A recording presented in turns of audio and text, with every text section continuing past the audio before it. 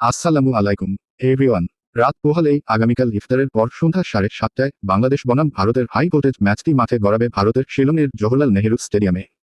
ম্যাচটি সরাসরি সম্প্রচার করবে টি স্পোর্টস। ম্যাচটি নিয়ে দুই দেশের মধ্যে বিরাজ করছে তুমুল উত্তেজনা।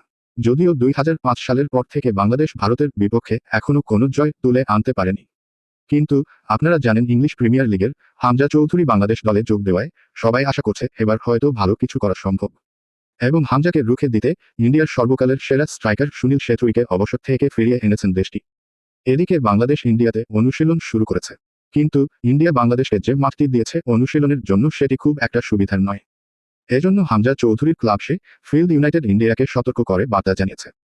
সবশেষে ইন্ডিয়ার বিপক্ষে বাংলাদেশের সম্ভাব্য লাইন আপ হতে পারে এমন।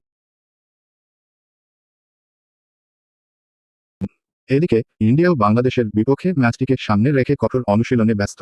তারা জয়ের ধারা অব্যাহত রাখতে মরিয়া।